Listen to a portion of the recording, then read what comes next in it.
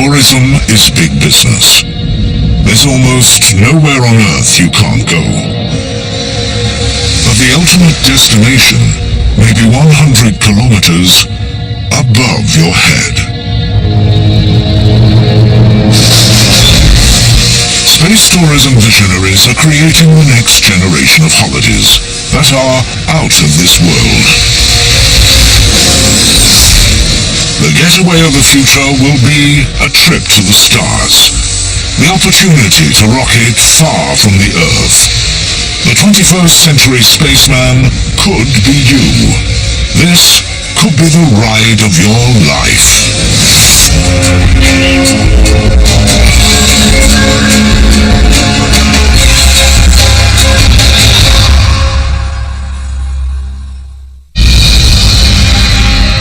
The Final Frontier offers the greatest adventure holidays. Check into a luxury billion-star space hotel. Catch a game of football in zero gravity. Or treat your partner to a date with a difference by taking them to dinner, trillions of kilometers from home. The Wright brothers didn't think there'd be hundreds of people having a meal going to London. I think that in my lifetime you will see resort hotels in orbit.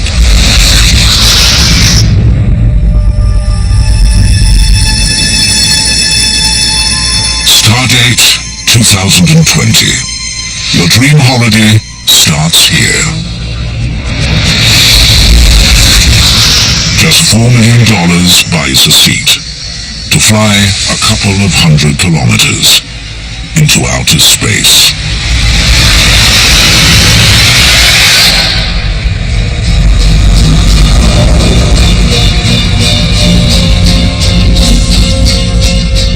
This is the Galactic Suite Space Resort.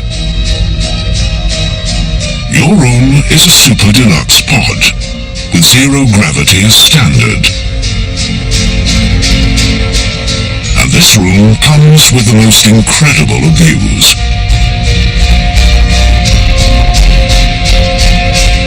The resort orbits the Earth every 80 minutes. It's possible to watch not just one spectacular sunset, but 15 every day. And this isn't science fiction. It's about to become science fact. In the Spanish city of Barcelona, a team of space architects are hard at work designing a space hotel fit for the stars.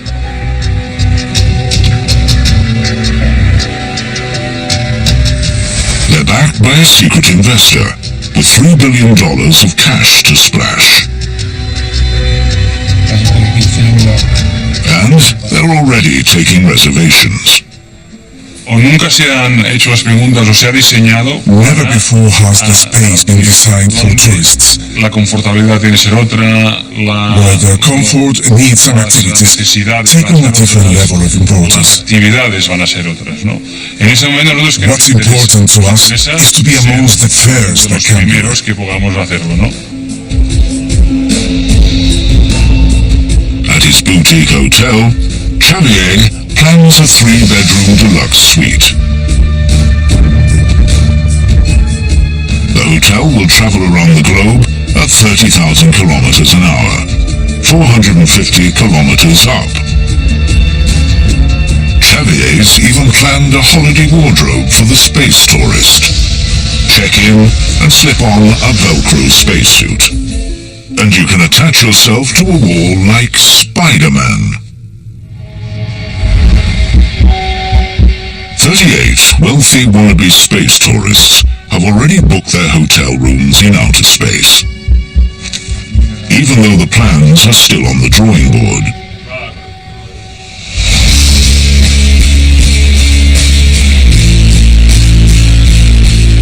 But across the Atlantic, one man is betting on making your space vacation dreams come true even sooner.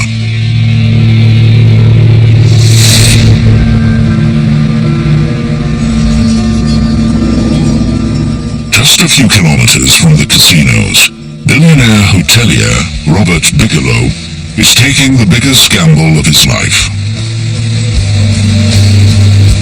I kept it a secret for a long time as to what my real ambitions were, trying to work like a dog and save money and take a lot of risks.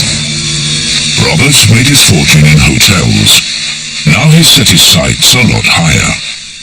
But his plans came as a surprise back at home. When I told my wife that I was going to do something like this, she said, "You're going to do what?" Robert's idea is out of this world. He's taking real estate into space, developing a giant space station that gives new meaning to high-rise living. He intends it to be used for different purposes, as a home, an office, or a weekend retreat. What we're out to do is try to create a safe, affordable environment that's larger and larger for people to do all kinds of things. Yeah, I'm in position, Dave. Building in space is a costly exercise. The International Space Station cost a whopping $100 billion.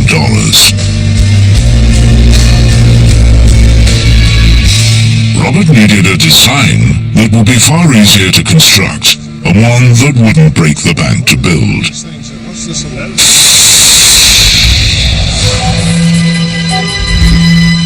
NASA came up with a solution. They were developing a huge, lightweight space habitat that inflates in orbit, making it cheap and easy to launch.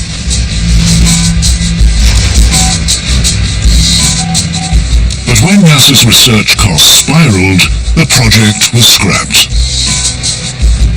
Robert saw his chance and snapped up the plans. These systems are extremely strong. They're not balloons. Best correlation I can give you would be comparing it to the tire on your car. And it's made up of multiple layers, steel belts, and other kinds of very strong materials. And that's the same way with our architecture. But would the idea fly? There was only one way to find out.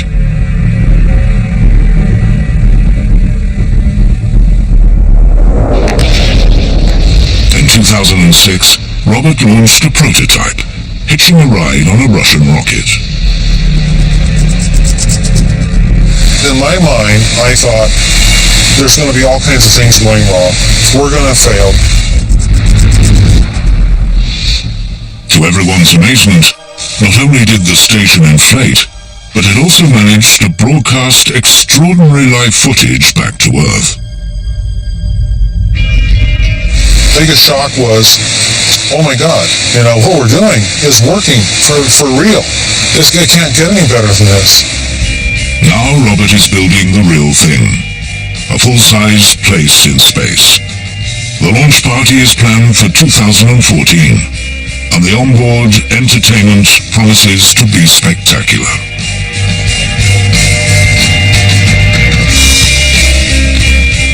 We will also have many cameras on board our spacecraft, and on a large section of wall, see any number of different angles of what's outside, so you can get right up on the moon.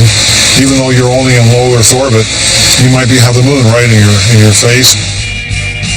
With limitless shapes and sizes, inflatable buildings could make almost anything possible in space.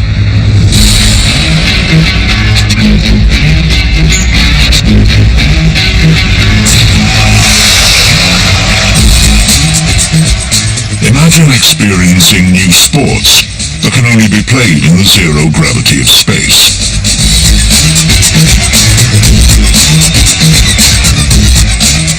Join the crowd at the Zero Gravity World Cup in a gigantic orbital space sports stadium.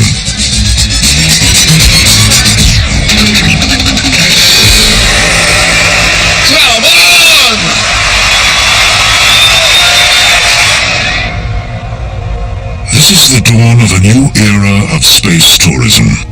The sky is no longer the limit. But some have been unable to wait to get their space fix.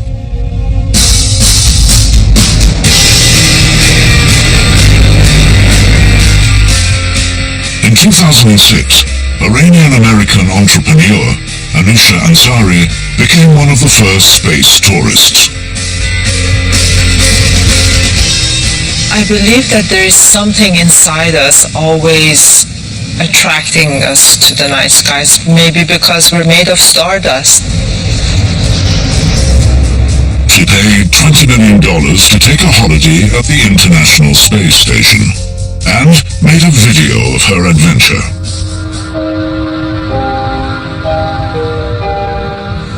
Just having the opportunity to fly from one end of the station all the way to the other, it was great, and I tried to go really fast and show off that, you know, I'm made to be in space, I'm made to be an astronaut.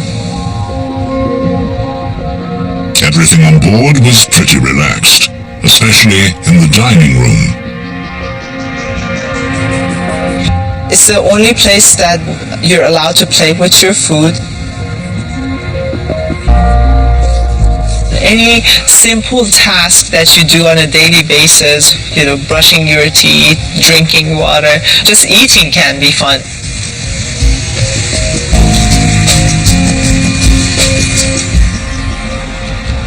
And in space, there's not much space. But this is a room with a view.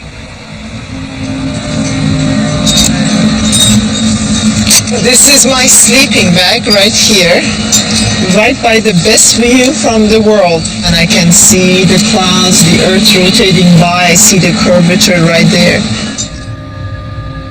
That was actually my favorite time to just, you know, look at the night skies.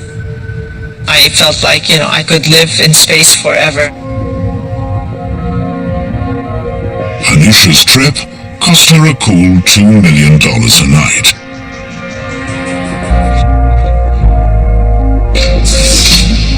But there's good news for the rest of us.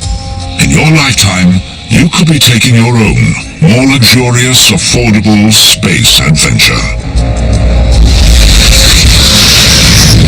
10, 9, 8, go for main engine start. 6, 5. One thing stands between you and the ultimate holiday in space: gravity.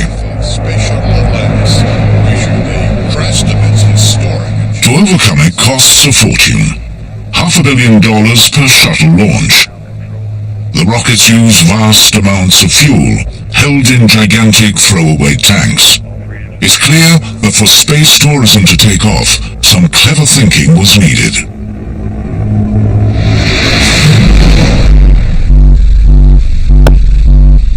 So in 2004, millionaire space enthusiast Anousheh Ansari set the world a challenge by funding a $10 million competition to create low-cost spacecraft. The only thing that can drive innovation is competition. To make access to space faster, safer, easier, and cheaper.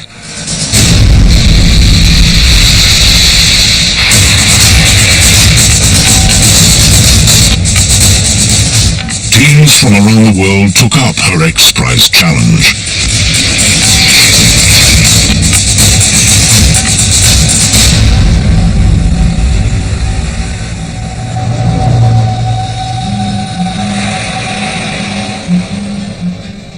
But in Mojave, California, Maverick engineer Bert Rutan was ahead of the game.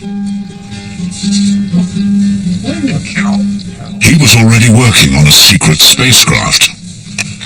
Can you do a dog? A dog? Bert is an aviation legend. You might say he's light years ahead of the competition. Okay, I'm going to do a lion. Okay, you ready? He had already built a plane so lightweight, it flew around the globe on a single tank of fuel. And he smashed altitude records with Proteus, which soared to more than 63,000 feet. Ready to go? Now, he's set his sights on sending tourists into space. Listening to those that have been in space, the way they describe it, it seems life-changing to look down on the planet. And the chance to go there and look at that, Wow. Just 5 months after the X Prize was announced, Burt Rutan rolled out Spaceship One. It had taken more than 3 years to build.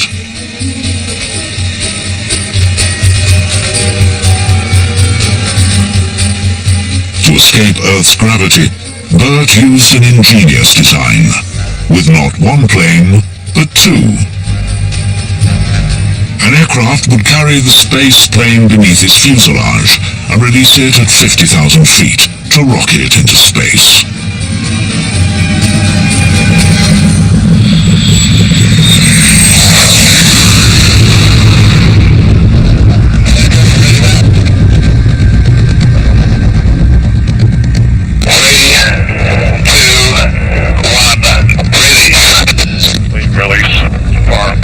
Pilot Brian Binney fired the rocket.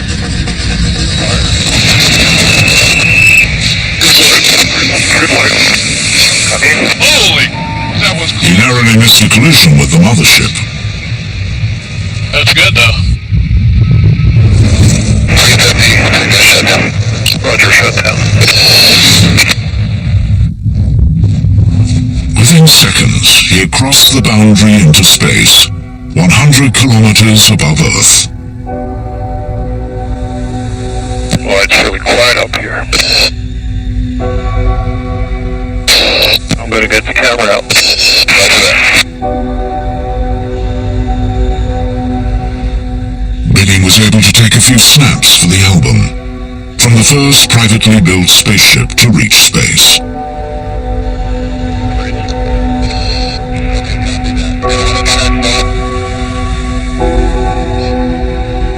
RCSC on. Copy that, man. It's moving and it's green. The CTM's a little warm, but looking fine. 3, 2, 1, coming up. The civilian race for space had been won.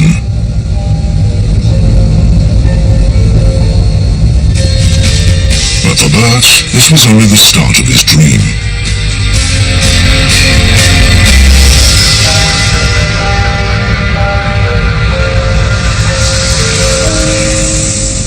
If I could please invite onto the stage Burt Rutan, the designer of the first private spaceship, Spaceship One. Burt? I'll tell you something. I have a hell of a lot bigger goal. And you know what that goal is? I absolutely have to develop a manned space tourism system that's at least 100 times safer than anything that's ever flown manned to space, and probably a lot more. I have to do that. Burt's ambitions are shared by billionaire entrepreneur Sir Richard Branson, and together they have set their sights on helping you reach the stars.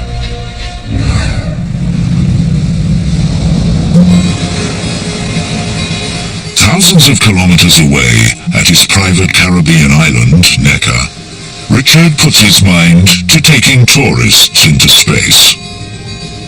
I'm old enough to have seen the moon landing, and I assumed that I one day would go to the moon. But the decades went by, and government-run space agencies were not that interested in getting you or me into space. So, out of frustration, we decided to create a private spaceship company where we could get as many people as possible to be able to experience spaceship travel.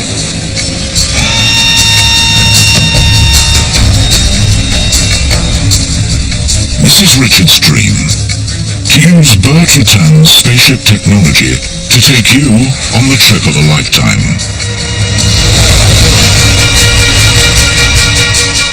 On board a spaceplane, you'll jet 60,000 feet up, to then rocket at 5,000 kilometers an hour, up to outer space.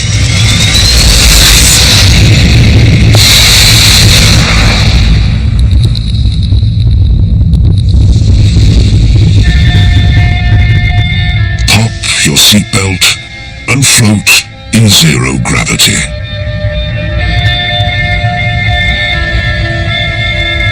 Then check out the amazing views. coast 104 kilometers above Earth for 6 whole minutes, until it's time to go home.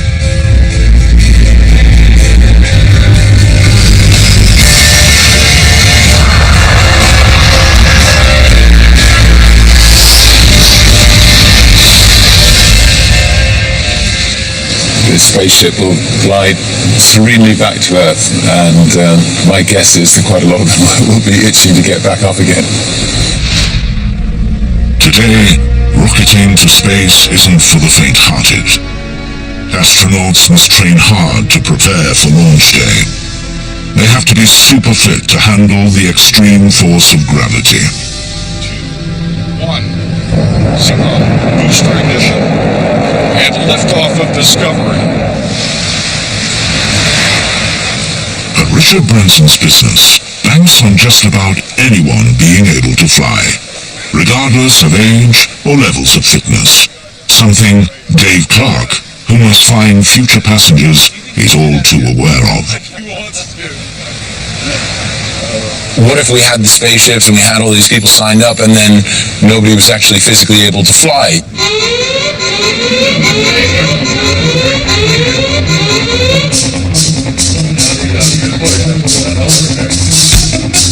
To find out if the average person could jet into space, the NASTAR Center in Philadelphia has developed a custom flight simulation. We've developed a centrifuge program to replicate as almost exactly what's going to happen to your body in your trip into space. GX now, concentrate on your breathing. And finding out how most people would react has never been done before.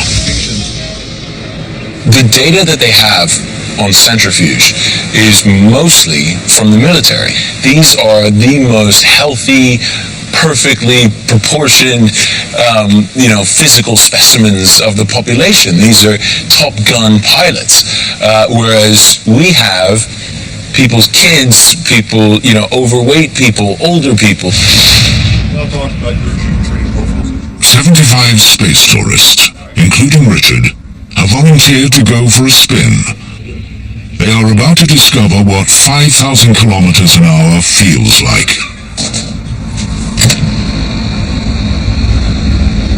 You got the training, you got the tools, you know what to do. All right, go.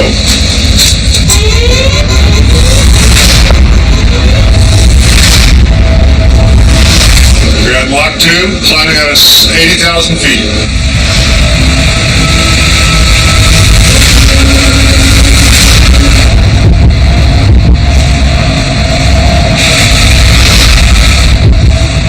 The trainers ratchet up the G's. This is as close as it gets to the real thing. You're feeling the rush in the heart, you're feeling the pressure on your chest. Coming up to Mach 3. The adrenaline is flowing. There's your chance to catch your breath.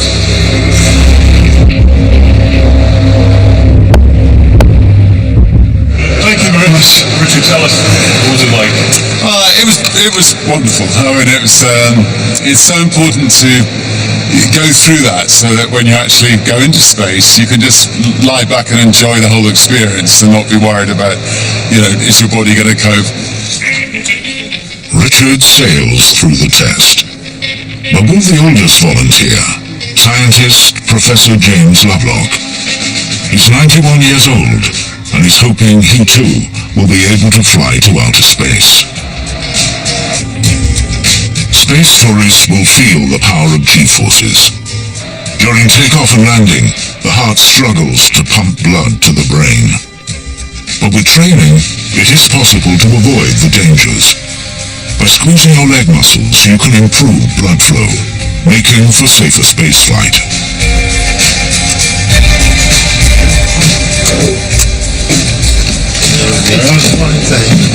Welcome back to Earth, astronaut. You are now our most senior centrifuge rider. You hold the record. Oh, good.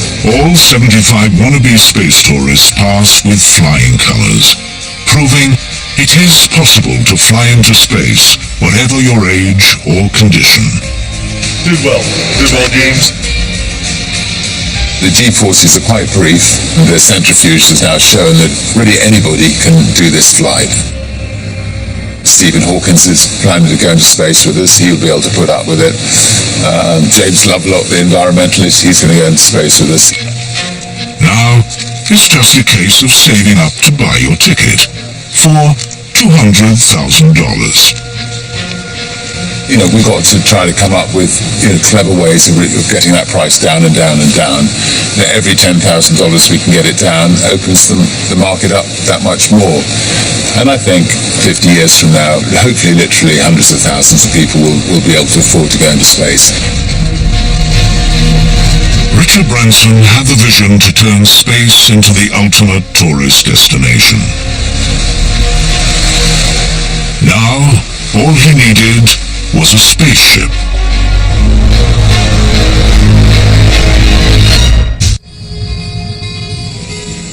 Back in Mojave, following his X-Prize win, Burt Rutan and his team started engineering his space tourist dream. What we're doing is important because it's doing something that's never been done. Burt's prize-winning prototype, Spaceship One, carried just one pilot into space. There's not enough room for space tourists, so Burt scales up his spaceship and creates a version for 6 passengers. And it's built with the sightseer in mind. Each passenger gets a window seat next to an aisle. It's double the size of its predecessor, so it needs a bigger, twin-fuselage mothership. But safety is always a top priority.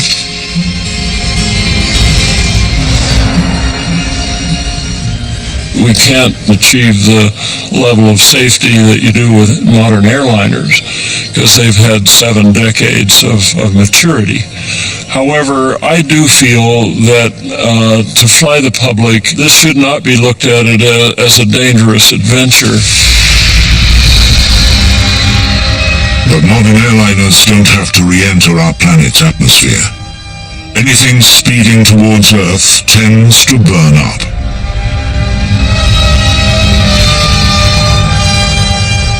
Burt's determined to ensure his spaceplane will be hundreds of times safer than spaceflight today. So, he has developed a revolutionary way for his spaceship to re-enter the Earth's atmosphere slowly.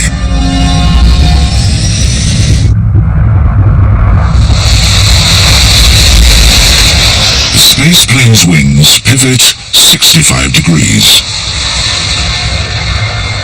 Its fuselage flattens into the airstream, creating stable drag, like a shuttlecock. Spaceship Two is so lightweight and the drag so high, it rapidly slows down without heating up. Then, at 70,000 feet above the ground, the wings realign like a glider, and the craft touches smoothly down on the runway.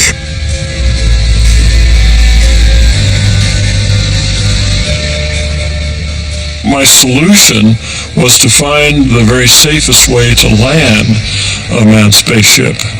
To me, it was the simplest way of doing a difficult job. October 2010.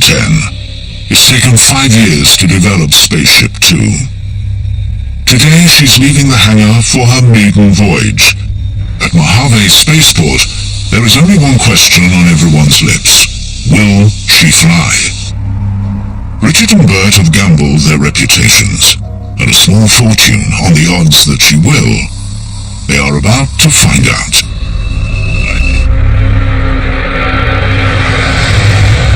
Standing next to Burt, watching it get higher and higher and higher. Obviously, Burt was understandably extremely nervous. I was nervous for him and for us. 45,000 feet above their heads, it's the moment of truth. Sounds like we are armed. Release. Okay, it's gone. All good. Beautiful. That's great. Beautiful flight. She flies perfectly. We got word back that it was flying absolutely beautifully. it was a tremendous moment. You know, we really are close to the dream becoming a reality. Beautiful job, Pete. The final frontier is one step closer. Soon, you could be taking your seat on this spaceship for your unforgettable 6 minutes in space.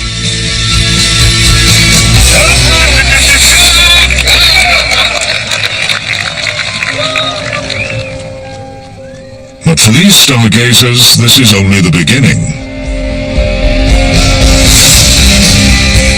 If they have their way, you could travel on their spaceship to an orbiting hotel for the ultimate space vacation. A lot of my life has been about dreams. If you don't dream, you don't make anything. One day you might see a giant V floating around the Earth. The Wright brothers didn't think there'd be hundreds of people having a meal going to London. I think that in my lifetime you will see resort hotels in orbit. Staying at a space hotel, you can expect more than 5-star luxury. From here, you can gaze on an entire galaxy. I think the important thing about being in a space hotel is that you have massive windows, and so you can look out at the universe around you and marvel at it. And once you've been there, space travel agents will be booking your trip to the next holiday hotspot.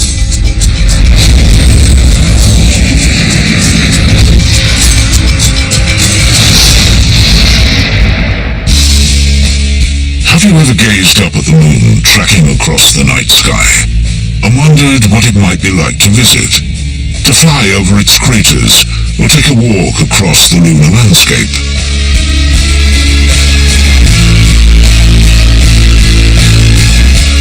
At 400,000 kilometers from Earth, it would take you days to get here. So once you get here, you're going to want to stay around. In Las Vegas, Robert Bigelow thinks he can offer you the perfect place to stay. His inflatable space station could open as the first moon hotel. What you have is an entire station that's really a potential lunar base. We would use low Earth orbit as a trial place of assembling these craft. And with a few modifications, we can turn these stations into bases.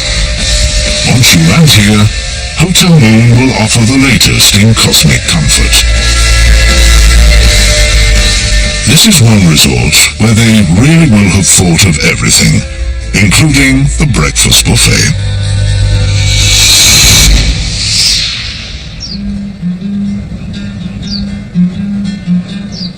In the arid deserts near Tucson, Arizona, feeding lunar tourists is food for thought. We're going to go to the moon, or we're going to go to Mars, or beyond, and we have to survive. And unless we're going to carry a picnic basket of fresh vegetables and processed foods, which we can't do in the long term, we're going to have to grow our own. If you're going to enjoy fine dining on the moon, you'll need a space food expert like Dr. Gene Giacomelli. He knows how to grow crops that are out of this world. I find this very exciting to be able to use agricultural technologies to grow plants to feed people like we do on Earth, but to bring that to space.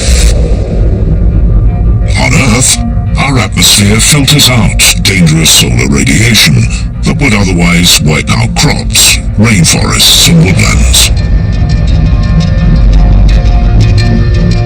But on the moon, there's no protection.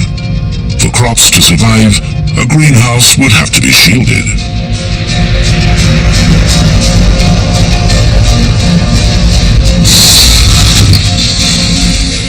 Buried underground to protect it from the sun, it could nurture crops with very little help from people. The lunar greenhouse, in many ways, is a robot. It automatically provides its climate so that the plants grow in the way we want them to grow. provides temperature and the light, carbon dioxide, as well as the hydroponic system for nutrients and water. Gene and his team have already built a prototype lunar greenhouse. On the moon, it would assemble itself, pre-packed with seeds ready to germinate. These plants don't even need soil. They can hang inside plastic envelopes, their roots bathed in nutrient-rich water. But there it is. Nice roots, Dr. G. We're growing tomato, sweet potato, strawberry, and lettuce. And this certainly isn't a full diet, but it does offer the crunchiness of a salad, carbohydrate with sugar, and strawberry as a sweet fruit. Lunar crops will generate drinking water and convert carbon dioxide into breathable oxygen, giving you not just a taste of home, but keeping you alive in space wherever you go. The system certainly can be used on Mars and the Moon, but why not beyond? Why not in space stations and intergalactic traveling spaceships providing food and life support for the space travelers?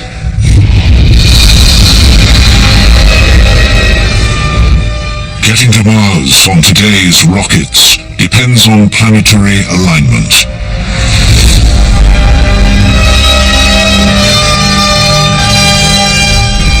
The flight is only possible every 2 years, and the trip takes 7 months.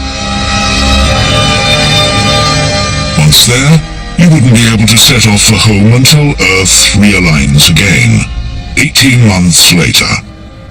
So engineers and scientists have been looking for a much faster way to fly.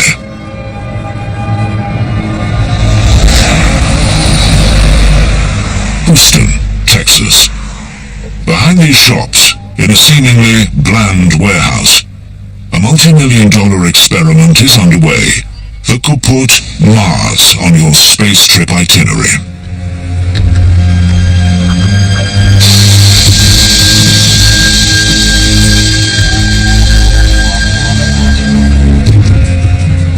The project's mastermind is former NASA astronaut Dr. Franklin Chang Diaz. Mars offers a fascination for humans. The ultimate goal is to actually walk on the planet. Franklin clocked a record-breaking 7 trips on the space shuttle.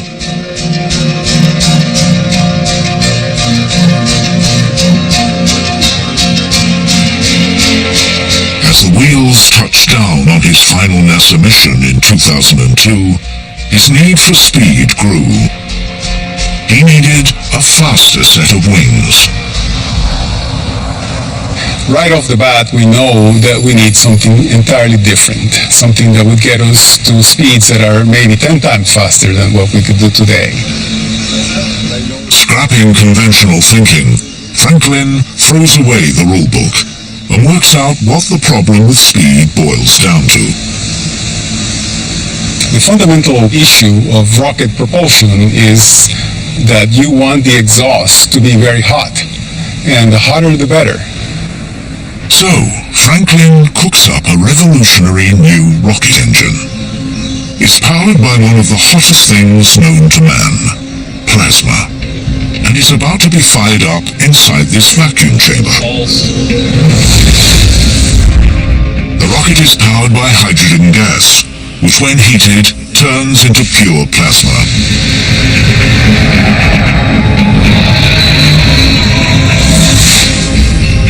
Powerful magnets push the plasma through the engine to supercharge the spaceship.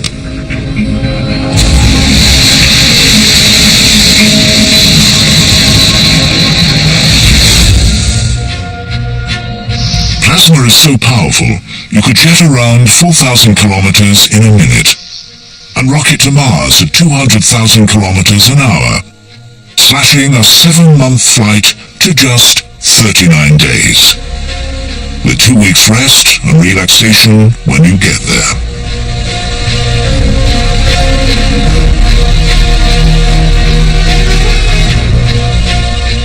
a 100-day return trip compared to 3 years flying today's rocket ships.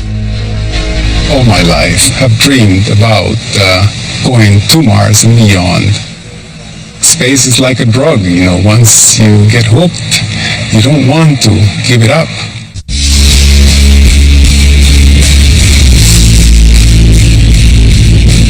In Los Angeles, science fiction is becoming science fact. NASA scientist Dr. Kevin Grazier advises Hollywood on science fiction. And he thinks what you see on the big screen could be just around the corner. The days of a few astronauts, cosmonauts going into space, that's over. In the not-too-distant future, we're going to see you, me, regular people going into space. Kevin thinks science will let us boldly take a holiday where no man has done so before. A really far-out propulsion system that NASA has actually looked into is antimatter. Buckle up for a journey on board your intergalactic space liner powered by antimatter. A look under the bonnet reveals a magnetic chamber that contains antiparticles. They're fed through magnetic rings to collide with their nemesis, matter. In just a nanosecond, billions of explosions create an enormous surge of energy, 10 million times more powerful than today's rockets, with a top speed of just over 1 billion kilometers an hour.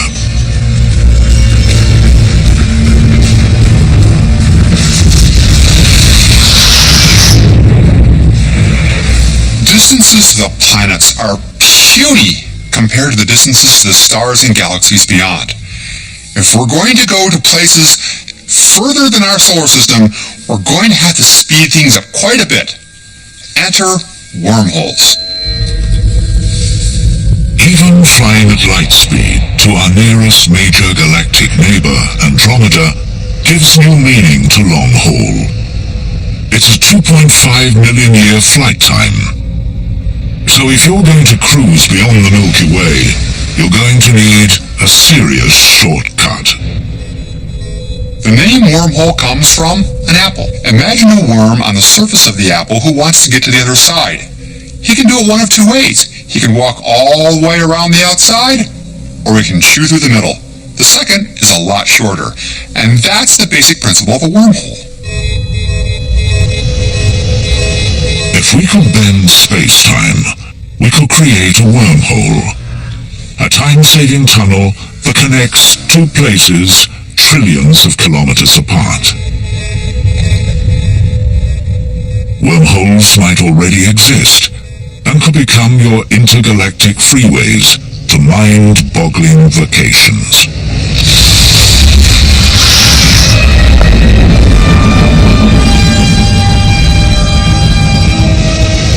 One day you might board your shuttle for Wormhole Express at LAX or Heathrow, take that shuttle to your Starliner, and zap!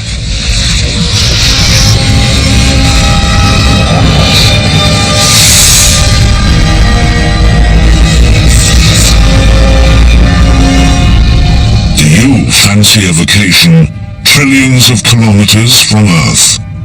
To holiday in a floating city, to soak up a different sun in a distant galaxy.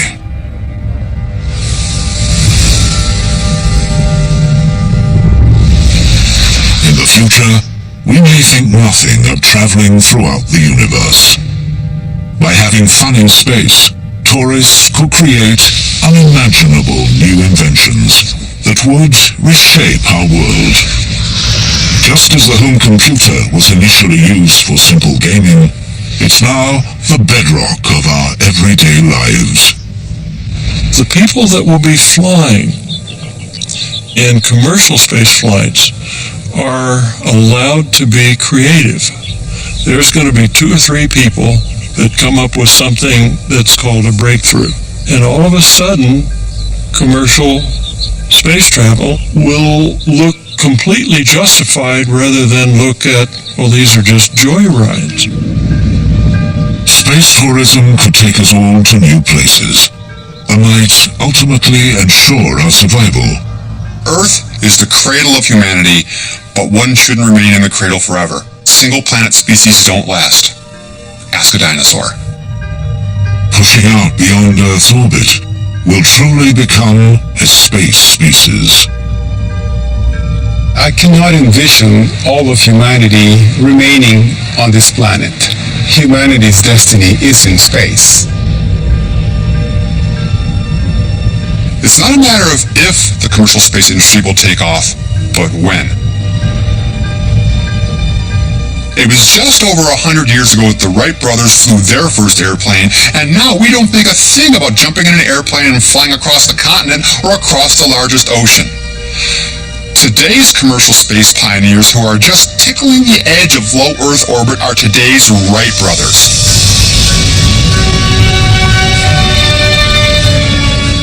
Space tourism could one day jet millions of us into space. And after the short flight, we may never be the same again. It will open our eyes to see our planet without borders, suspended within an infinite universe.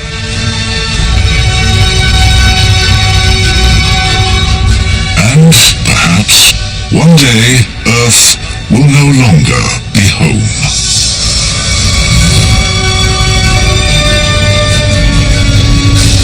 Someday the Earth will be humanity's national park, and it will be a place for all of us to return to see where we all came from.